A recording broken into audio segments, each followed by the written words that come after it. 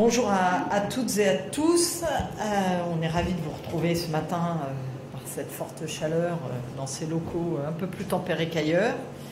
En tout cas, on a une pensée bien entendu pour tous les Français qui souffrent de la chaleur et les travailleurs notamment, auprès desquels vont nos pensées, surtout les travailleurs extérieurs.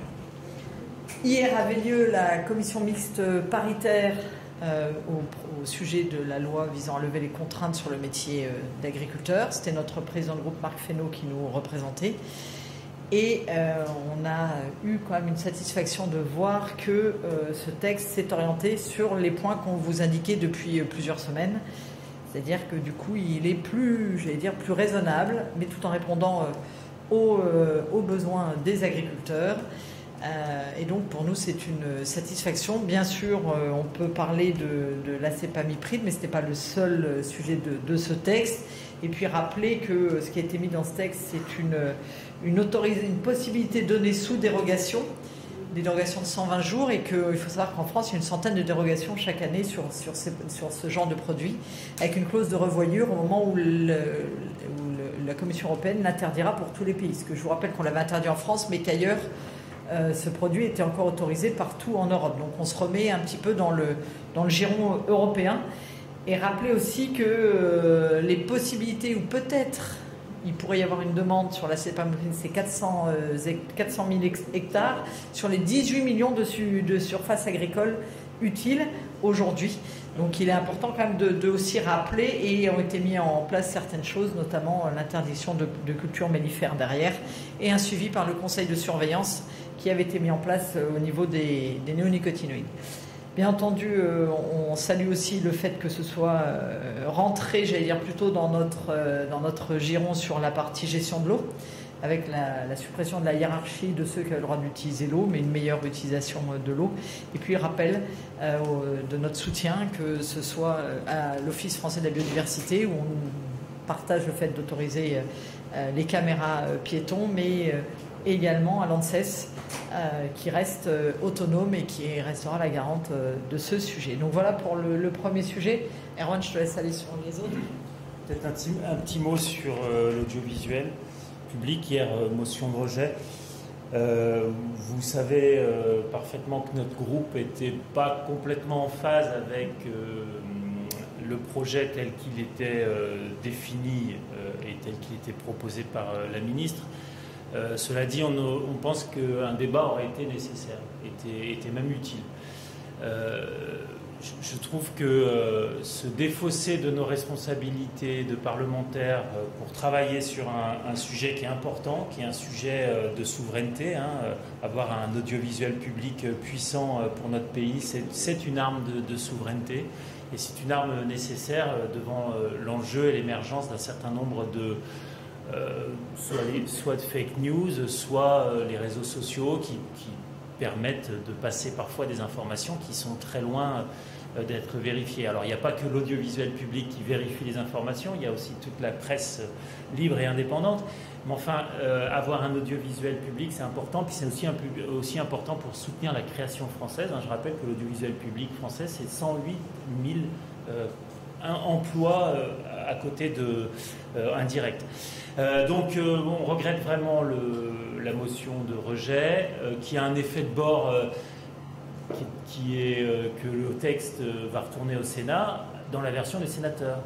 Et franchement, je ne comprends pas les opposants au texte d'avoir un peu botté en touche de cette façon. C'est complètement contre-productif. Vous allez voir un texte qui va revenir du Sénat. On l'avait amendé, on l'avait transformé, on avait amélioré un certain nombre de choses. On avait même des avancées dans le texte qui sortaient de commission. Et tout ça repart à zéro. Et je crois que c'est dommageable. Et on voit une alliance, une fois encore, de la carpe et du lapin qui pose question entre le RN qui vote cette motion de rejet et la gauche. C'est assez inquiétant parce que sur ce sujet-là, sur ce sujet qui est un sujet démocratique, je crois qu'on aurait dû avoir un débat serein. On n'aurait pas été tous d'accord, mais on n'était pas d'accord complètement avec la copie du gouvernement. Donc c'est vraiment dommage. Voilà, autre petit point sur l'ambiance et justement l'exemple d'hier sur la difficulté à avoir un peu de monde qui qui est présent. J'ai l'impression que beaucoup de parlementaires ont oublié que quand on est parlementaire, au-delà de parlementer, on vote les lois. Et c'est bien qu'il y ait un peu de présence. Bon, c'est un peu difficile en ce moment. Alors il y a des raisons concrètes. Hein. Il y a des raisons d'organisation. On ne sait jamais quand ça commence. Avant, on ne savait pas quand ça finissait. Maintenant, on ne sait pas quand ça commence. Alors c'est pas toujours évident de faire notre agenda. Non. Tout le monde savait qu'il y avait la loi audiovisuelle. Oui, et tout le monde savait qu'il y avait la loi audiovisuelle, mais tout le monde ne savait pas qu'il allait avoir une motion de censure comme ça, enfin une motion de rejet, la motion de censure. Il était question à un moment donné d'avancer le texte parce que le texte sur le débat juste avant n'avait pas duré longtemps. C'est pas si simple. Et ça fait un petit moment qu'on est dans la boutique et c'est de plus en plus compliqué pour s'organiser. Alors pour vous peut-être c'est facile, hein, vous êtes là, mais nous, pour les journalistes parlementaires, mais nous on a aussi des circonscriptions et vous aussi vous avez du travail à faire sur le terrain parfois, donc tout ça n'est pas simple de cette organisation. Mais c'est pas une excuse. Et on voit quand même aujourd'hui une petite tendance à la petite course des chevaux, là, les écuries présidentielles sont lancées et tout le monde est dans cette obsession de l'élection présidentielle. Et il y a plus grand monde à la tâche. Et moi, je crois qu'on ne peut pas se permettre, pour les Français, d'avoir 18 mois avant l'élection présidentielle, qui seraient 18 mois inutiles. Alors nous, au groupe Modem, à la rentrée, on aura donc 2 journées parlementaires le 14 et 15 septembre. Et comme tous les ans, on fera des propositions et on va essayer de remobiliser et d'être quelque part rôle modèle pour que nos camarades des autres groupes, de tous les autres groupes, se mobilisent un peu. Pour ne pas oublier ce qui fait la fonction du parlementaire, c'est être présent au Parlement pour travailler sur les textes. Voilà. Question ? Mais quand même sur le... Stanislas, t'as pas de micro. Vas-y. Bonjour. Il s'ouvre demain le sommet sur la Nouvelle-Calédonie qui va durer 4 jours. Qu'en pensez-vous ? 4 jours de négociation avec le président. C'est un moment important. C'était il y a quasiment un an, hein, la Nouvelle-Calédonie. C'était un an. On sortait d'une période extrêmement difficile. On s'en sortait plus ou moins. Le territoire est meurtri, a souffert. Je crois que l'État français a quand même été là quand il a fallu. On a aidé et c'était normal. On a tenu nos responsabilités. Et au-delà de ça, le gouvernement, sous l'impulsion de Manuel Valls, j'ai l'impression qu'il y a eu quand même une écoute qui s'est mise en place. Et je crois qu'il faut maintenant laisser les acteurs parler, discuter, avancer, faire des propositions. Et j'ai l'impression qu'on a quand même une écoute qui n'est pas inintéressante. Et je remarque à chaque fois qu'il y a des questions sur le sujet entre notre collègue de PR et puis notre collègue des GDR, Jibaou, je trouve qu'il y a un respect mutuel des positions qui ne sont pas tout à fait les mêmes, mais voilà. Et il faut continuer là-dedans et voilà, espérer qu'on trouve des portes de sortie, sur le long terme et qui soient solides et qui permettent de créer, je ne sais pas qu'est-ce qui sera créé, mais de créer une relation particulière avec ce territoire qui est un territoire qui est encore aujourd'hui un territoire de la République. Combien de temps ? Mais si un jour il doit sortir de la République, il faudra qu'il le fasse avec le lien affectif, amical qui s'est créé depuis des siècles, on peut le dire. Tu veux compléter ? Juste sur l'acétamipride, je me souviens d'avoir entendu le Premier ministre nous expliquer que ça concernait que les noisetiers et l'équivalent d'un timbre-poste rapporté à un terrain de football.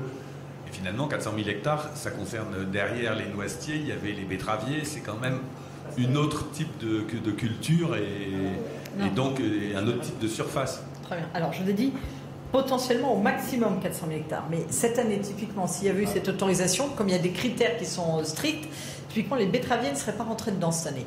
Cette année, les seuls qui rempliraient les critères, c'est les pommes et les noisetiers. Donc, le 400, c'est vraiment toutes les cultures. Mais ça ne veut pas dire que ça va être autorisé sur ces 400 000 hectares. Ce que ça veut dire, c'est qu'on a 400 000 hectares de terrain où on a des problèmes pour traiter certains avec certains produits, avec des impasses technologiques parfois très importantes, notamment sur la noisette. Et à un moment, je veux dire, les Français, ils consomment des noisettes. Est-ce qu'on continue à faire venir ce qui est de Turquie dans n'importe quelle condition, où on ne sait même pas ce qu'ils mettent dessus, ou est-ce qu'on accompagne un peu nos collègues français en restant, et je pense que c'est important, en restant dans le cadre de l'Union européenne, parce qu'aujourd'hui, la France était, j'allais dire, en surtransposition par rapport à l'Union européenne sur ces produits-là. Donc là, en fait, on se remet juste dans ce qui fait l'Union européenne, et donc ce qui est une concurrence juste avec nos collègues agriculteurs des autres territoires. Mais je vous l'ai dit, c'est 400 000, c'est la totalité des cultures qui pourraient, mais ce que j'ai dit, il y a des critères qui sont revus chaque année, et cette année, ça serait beaucoup moins. Et c'est ça aussi qu'il est important de rappeler, c'est que chacun ne va pas pouvoir le faire tout seul. Il faut qu'il fasse des demandes de dérogation, et que cette demande de dérogation soit accordée ou pas par l'État français. Donc ce n'est pas la rouverture open bar de l'acétamipride sur notre pays, c'est justement bien encadré et bien suivi par la suite. Donc toutes les, j'allais dire justement, c'était là-dessus qu'on voulait aller nous côté Modem. On voulait pas être laissé en impasse certaines filières, mais tout bien encadré pour pas qu'on ait des dérives. Et c'est exactement la nature du texte qui a été en sortie de la CMP hier. Voilà. Le Premier ministre va présenter, donc on ne sait pas très bien, mais 14-15 juillet, son programme pluriannuel, etc. Et l'Assemblée termine ses travaux le 11 juillet. Est-ce qu'il n'y a pas là, comme certains le pensent, un peu mise à l'écart du Parlement? Normalement, il aurait vraisemblablement pu présenter son projet devant le Parlement pendant qu'il existe. Alors, moi qui siège aux finances, tous les ans, au mois de juillet, alors j'ai perdu le nom du document là, avec la chaleur, on a le document d'orientation qui nous est fourni tous les étés. Le tiré à part. Merci. On a le tiré à part qui est fourni tous les ans. Bon, sauf l'année dernière. Ok. Mais là, c'est l'équivalent du tiré à part. Il va nous envoyer les orientations et ça nous laissera l'été pour y réfléchir. Justement, c'est plutôt intéressant. Et puis, ça va permettre à chacun aussi peut-être de se poser, de réfléchir, de regarder dans sa circonscription les impacts. Parce que si jamais il indiquait ces mesures aujourd'hui, compte tenu de l'ambiance à l'Assemblée nationale, tout le monde dirait de ces critiques, sans regarder la globalité, sans réellement s'assurer des impacts sur le territoire. Parce que c'est bien beau de faire certaines propositions, mais il y a toujours des personnes impactées, donc il faut, je pense, un peu de temps. Donc je trouve ça plutôt honnête de nous donner les choses eh bien, à la suite de ces réflexions mi-juillet, en même temps que le tir à part qui devrait arriver. Et puis au commissaire aux finances, on a toujours été, je vous dis, habitué, puisque le tir à part arrive en plein milieu de l'été. Donc rien de neuf par rapport à ce qu'on vit d'habitude. Et bien on reviendra tous frais en ayant bien regardé toutes ces mesures en septembre pour discuter de ce texte budgétaire en ayant eu le temps que ça repose et que ça soit digéré. Et je pense que compte tenu de l'énervement et de, j'allais dire, des censures, des actes politiques des uns et des autres pour montrer qu'ils existent, je pense qu'il est important qu'on laisse reposer une fois que tout ça sera sorti. Et il y a la convocation donc, pour la commission des finances le 16 juillet. Écoutez, on verra bien. Mais aujourd'hui, on va voir ce que décide le président Coquerel. On verra, mais c'est pas, il va les convoquer pourquoi? Si on n'a pas le texte, de toute façon, il ne pourra rien faire derrière. Donc oui, on peut faire encore un acte de communication comme a pu être fait sur, j'allais dire, la commission d'enquête qui s'est transformée, enfin la commission des finances s'est transformée en commission d'enquête, où pas grand-chose en est sorti. Donc on peut continuer à faire de la com comme ça en disant je vais réunir les personnes, on va, mais en fait ça fera rien. Comme à chaque fois qu'on instrumentalise des actions comme voilà. Et si le président Coquerel décide à nouveau d'instrumentaliser, j'espère que vous ne tombez pas dans le panneau et qu'on aura le temps de travailler les choses correctement derrière. Juste pour compléter, par rapport au calendrier habituel, je crois je vais répéter ce que tu as dit, c'est qu'on est largement dans les temps. On est même là, enfin on n'est pas dans les temps, on est largement en avance, pardon. Il n'y a jamais d'annonce au mois avant le septembre, d'annonces structurantes, fortes. Il y a quelques pistes parfois. Là, va y avoir un plan défini. Nous, le groupe démocrate, on a travaillé sur un certain nombre de propositions qu'on proposera au gouvernement avant la présentation et après on en discutera. Franchement, je trouve qu'on est plutôt en avance de phase par rapport à d'habitude. Donc voilà, moi je veux bien, à chaque fois on trouve quelque chose à redire, mais quand là, on est dans une situation extrêmement particulière, un Premier ministre qui va donner un plan pour plusieurs années a priori,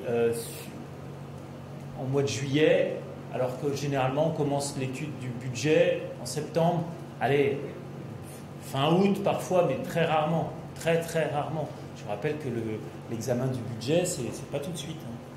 Que pensez-vous des critiques à son endroit suite à sa conférence de presse sur la fin du conclave? Moi, je trouve que, tout ça est très cruel, quoi, en fait. Je vois bien une sorte d'acharnement sur François Bayrou et sur la difficulté qu'il a, difficulté par rapport à la structuration du Parlement, par rapport à même son équipe gouvernementale, par rapport à ce que je vous disais tout à l'heure. On est à 18 mois des présidentielles et tout le monde, 2 ans, oui 18 mois, et tout le monde y est déjà, donc c'est compliqué.